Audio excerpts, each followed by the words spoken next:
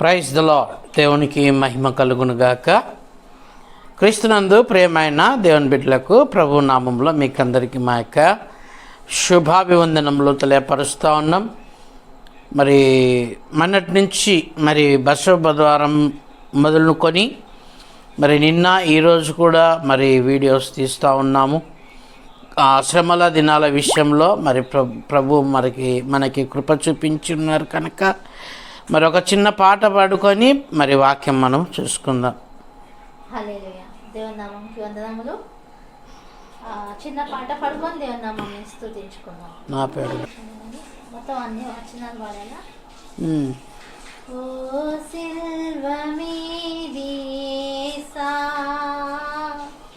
ఓ సిల్వ మీది యేసా, నీకేల చిత్రవదలో, నీకేల చిత్రవదలో, నీకేల కాలములలో, ఓ నాయనా నీ చేతులేల రక్తం, నీకేల కాలములలో,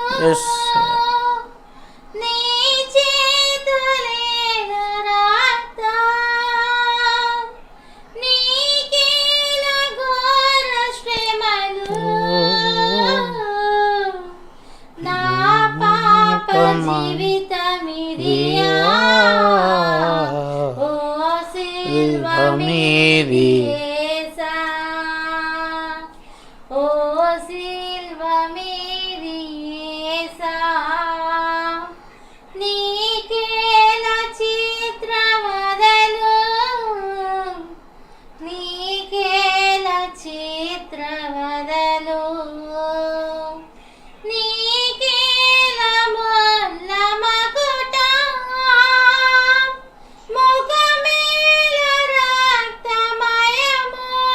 యేసయ్యా నీకేల ముల్ల మకుటం,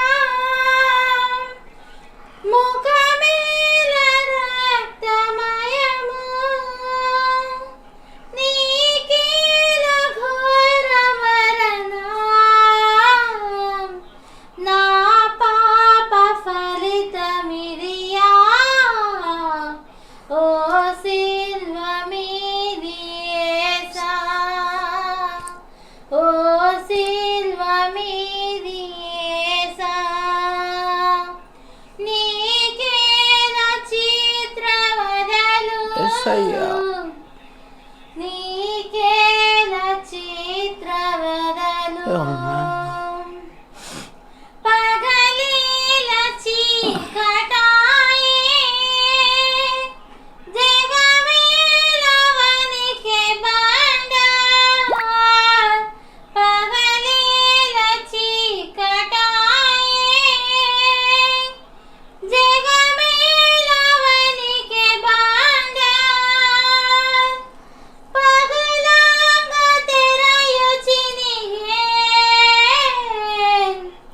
హృదయము పగులదేలా, ఓ సిల్వ మీది యేసా, thank you lord.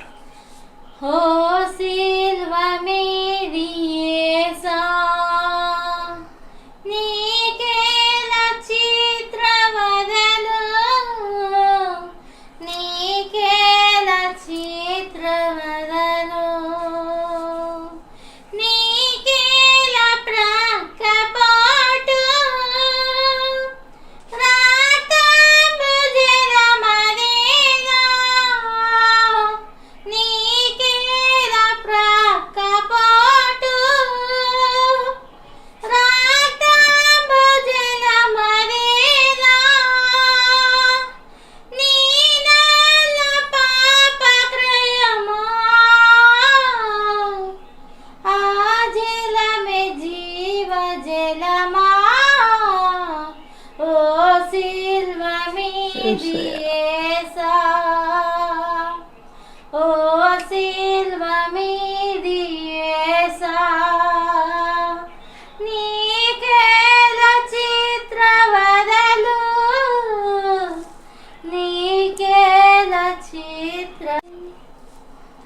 Praise the lord. దేవునికి మహిమ ఘనత ప్రభావములు యుగ యుగముల వరకు కలుగును గాక. చిన్న మాటను మనము చదువుకుందాం ప్రియులారా. మత్తయి రాసిన సువార్త 4వ అధ్యాయము 1వ వచనమును ఒకసారి చదివి వినిపించాల్సిందిగా ప్రభు నామంలో మీకు తెలియపరుస్తాను. అప్పుడు యేసు అపవాది చేత శోధింపబడుటకు ఆత్మ వలన అరణ్యమునకు కొనిపోబడెను. చాలమ్మా. చిన్న ప్రార్థన. కృప సత్య సంపూర్ణమైన గొప్ప దేవ, నీ పాదాలకు వేలాది వందనాలు తెలియపరుస్తూ ఉన్నాం తండ్రి. అపవాది చేత యేసుక్రీస్తు ప్రభు వారు శోధించబడటానికి అరణ్యమునకు కొనిపోబడినటువంటి విషయాన్ని నీ బిడ్డలకు క్లుప్తంగా తెలియపరుస్తుండగా నా నోటి మాటలుగా కాక నీ నోటి మాటలతో నీవే మాట్లాడమని యేసు నామమున అడిగి వేడుకొని పొందుకున్నాము తండ్రి, ఆమెన్. ప్రియ దేవుని బిడ్డలారా, మరి ఈ యొక్క శ్రమల దినాల యొక్క ధ్యాన అంశాలలో మనం ఉంటున్నాం. ప్రియ దేవుని బిడ్డలారా, యేసుక్రీస్తు ప్రభు వారు తన యొక్క మినిస్ట్రీ మరి మొదలు పెట్టక మునుపు యేసుక్రీస్తు ప్రభు వారు ఈ లోకానికి రావటం, తల్లి గర్భాన జన్మించటం, తరువాత తన వారికి వాక్యాన్ని బోధించటం, 12 మందిని శిష్యులను ఏర్పరచుకోవటం, ఇదంతా గుడ్డివారికి చూపు, నడతలేని వారికి నడక, కుష్ఠరోగికి ఏం చేశాడు స్వస్థత, దయ్యములు పట్టినటువంటి వారికి విడుదల, ఇవన్నీ యేసుక్రీస్తు ప్రభు వారు తన మినిస్ట్రీలో చేసినట్లుగా మనం చూస్తూ ఉన్నాం.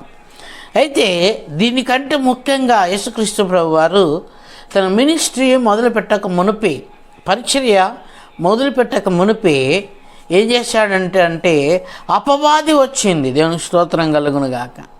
అపవాది వచ్చి దేవుని బిడ్డలారా యేసుక్రీస్తు ప్రభు వారిని శోధించుటకై అరణ్యములోనికి తీసుకొని పోవటాన్ని మనం చూస్తూ ఉన్నాం. ఎందుకు సైతాన్ గాడు యేసుక్రీస్తు ప్రభు వారిని శోధించుటకు ఎందుకు అరణ్యంలోకి తీసుకుపడ్డారు అని అంటే దేవుని బిడ్డలారా, ఒక ముఖ్యమైన విషయం ఏంటి అంటే ఒంటరిగా ఉన్న ఏ వ్యక్తి అయినా సరే తొందరగా భయానికి లోనవుతాడు, తొందరగా శోధించబడటానికి లోనవుతాడు. అందుకే దేవుని బిడ్డలారా, ఆదాము పనికి వెళ్ళినప్పుడు హవ్వ ఒంటరిగా ఇంట్లో ఉండటాన్ని చూసి సైతాన్గాడు ఆమెతో మాట్లాడుతున్నాడు కదా, ఇవన్నీ తినమన్నాడు ఆ దేవుడు. అవును, ఇవన్నీ తినమన్నాడు. కానీ ఈ నడుమ ఉన్నటువంటి ఈ యొక్క వృక్ష ఫలాలను తినకూడదు, వృక్ష ఫలమును నువ్వు తినకూడదని దేవుడు మాకు ఆజ్ఞాపించాడు అంటే, లేదు ఈ వృక్ష ఫలాన్ని ఒక్కసారి తిని చూడు, అది చూడటానికి భలే అందంగా ఉంది, దాన్ని తింటే ఎంత రమ్యంగా ఉంటుందో అని సైతాన్ గాడు ఎవరిని శోధించాడు అని అంటే ఒంటరిగా ఉన్నటువంటి హవ్వను శోధించాడు. ఆమె దాని మాయలో పడిపోయింది. ఆమె తినడం కాక తన భర్తకు కూడా ఆదాముకు కూడా తినిపించింది. దేవుని బిడ్డలారా, అందుకే సైతాను యేసుక్రీస్తు ప్రభు వారిని కూడా ఒంటరిగా తీసుకొని పోయింది. ఎందుకనంటే శోధించటానికి. ప్రైజ్ ది లార్డ్, హల్లెలూయా. ఈరోజు దేవుని బిడ్డలారా, యవనస్తుడు కావచ్చు, యవనస్తురాలు కావచ్చు, ఎక్కువగా ఆ మందిలో లేకపోతే కుటుంబ సభ్యులలో కలవకుండా ఎక్కువగా ఒంటరిగా నివసిస్తూ ఉన్నారు అని అంటే, లేకపోతే ఒంటరిగా ఉండటానికి ఇష్టపడుతున్నారు అని అంటే తప్పకుండా మనం గుర్తుపెట్టుకోవాల్సిన మాట ఏంటి అని అంటే, ఇదిగో ఆమె ఎవరి చేత శోధింపబడుతుంది అని అంటే దేవుని బిడ్డలారా సైతాను చేత శోధింపబడుతుంది అని అర్థం. ఒక యువకుడు కావచ్చు, ఒక యువతి కావచ్చు, లేకపోతే ఒక వృద్ధుడు కావచ్చు, ఒక బాలుడు కావచ్చు, ఒంటరిగా ఉండటానికి సైతం ఉంది. అందుకే చాలామంది ఒంటరి ఉండటానికి ఇష్టపడుతూ ఉంటారు. ఒంటరిగా ఉండి బైబిల్ చదవడానికి ఇష్టపడరు, ఆరాధన చేయడానికి ఇష్టపడరు, పాటలు పాడటానికి ఇష్టపడరు. ఒంటరిగా ఉండి సెల్ ఓపెన్ చేసుకొని ఏదో చూడడానికి ఇష్టపడుతుంటారు. వారిని చూస్తూ ఉంటుంది సైతాన్ గాడు. వారిని ఏం చేస్తుంది? పట్టుకుంటుంది. హల్లెలూయా. అయితే యేసుక్రీస్తు ప్రభు వారు ఒక ప్లాన్ చేశాడు. ఏంటి అని అంటే, సైతానుగాడు వచ్చి తనను తీసుకొని పోగానే వెంటనే ఉపవాసం ప్రకటించుకున్నాడు. ఏం చేశాడు? ఉపవాసం ప్రకటించాడు. ఎప్పుడైతే ఉపవాసం ప్రకటిస్తారో, నిన్న మనం విన్నామో, మరి సిస్టర్ చెప్పారు, అనగా దేవునికి దగ్గరగా, వాసం అనగా దేవునికి దగ్గరగా. ఉపవాసము చేసినప్పుడు మనము దేవునికి ఎలాగ ఉంటామనంటే అతి సమీపంగా ఉంటాం. ఎక్కడ ఉన్నా మనము, ఏ అరణ్యములో ఉన్నా, ఏ గృహలో ఉన్నా, ఏ స్థితిలో ఉన్నా, ఇదిగో భూమిలో అట్టడుగు స్థితిలో ఉన్న, సముద్రములో ఉన్నా, నువ్వు దేవునికి ఉపవాసము చేస్తే, అంటే సముద్రంలో ఉండి ఉపవాసం చేయాలనా అని కాదు, ఎక్కడ ఉన్నా నువ్వు దేవునితో కనెక్టివిటీ కావాలి అని అంటే, లేకపోతే దేవుని నుంచి శక్తి కావాలి అని అంటే ఉపవాసము ద్వారానే సాధ్యమవుతుంది. హల్లెలూయా. కనుక ప్రియ దేవుని బిడ్డలారా, యేసు ప్రభు వారికి ఒక ప్లాన్ వచ్చింది. మనకు రాదు. ఏం ప్లాన్ రావాలి మనకి? శోధన రాగానే, వేదన రాగానే మనకు రావాల్సిన ప్లాన్ ఏంటి అని అంటే ఉపవాసము. ఏం ప్లాన్ రావాలి మనకి? ఉపవాసం రావాలి. కొట్లాడే ప్లాన్ కాదు, అరిచే ప్లాన్ కాదు.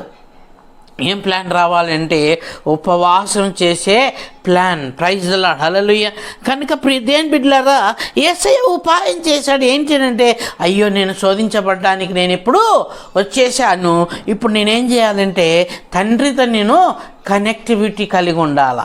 తండ్రితో నేను ఎప్పుడైతే కనెక్టివిటీ కలిగి ఉంటానో, శోధించడానికి వచ్చిన ఆ శోధకుడు నా దగ్గరకు వచ్చినప్పుడు వాడిని నేను ఎలాగైనా జయించగలను. Praise the lord. హల్లెలూయా అని ఆయన ఒక ఉపాయం, ఒక ప్లాన్ చేశాడు. మనం కూడా మన దైనందినమైన జీవితంలో శోధనలు ఎక్కువైనప్పుడు, రోదనలు ఎక్కువైనప్పుడు, ఇబ్బందులు ఎక్కువైనప్పుడు ఉపవాసం ఏం చేసుకోవాలి?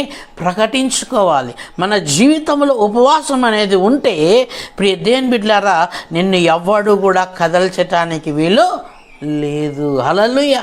ఒక మాంత్రికుడు తన దగ్గర శిష్యుడు ఉంటే, ఆ శిష్యుని ఆ మాంత్రిక విద్యలు పొందుకోవాలంటే యజమాని ఎలాగైతే చెప్తాడో అలాగనే చేస్తాడు. కానీ ఎలాగ చెప్పాడు యజమానుడు అంటే, ఇదిగో నువ్వు పలానా రోజు ఇదిగో ఇలాగ ఉండాలి, ఉపవాసం ఉండాలి, ఇలాగ చేయాలన్నప్పుడు ఆ యజమానికి దగ్గర ఉన్నటువంటి శిష్యుడు ఏం చేస్తాడంటే అలాగనే ఉంటాడు. ఎందుకు అలాగ ఉండమన్నాడు అంటే, కొన్ని దేవతల విగ్రహాల నుంచి కొన్ని శక్తులు వస్తాయి. ఆ శక్తులను పొందుకోవాలంటే నువ్వు దానికి దగ్గరగా ఉండాలి. ఎక్కడ ఉండాలి దానికి? అంటే ఏంటన్నాను చెప్పండి. అంటే ఏంటన్నాను? దగ్గరగా నివాసము చేయటం. ఇప్పుడు సైతాన్ని కూడా ఉపవాసం చేస్తూ ఉన్నారు చాలామంది, అలాగ చేసేవాళ్ళు ఉన్నారు. కనుక సైతాన్ నుండి శక్తులు కావాలంటే కూడా ఉపవాసమేనండి. హల్లెలూయా. కనుక దేవుని నుండి మనకు శక్తులు కావాలి. కనుక సైతాన్ని జయించాలంటే దానికి ఏంటి?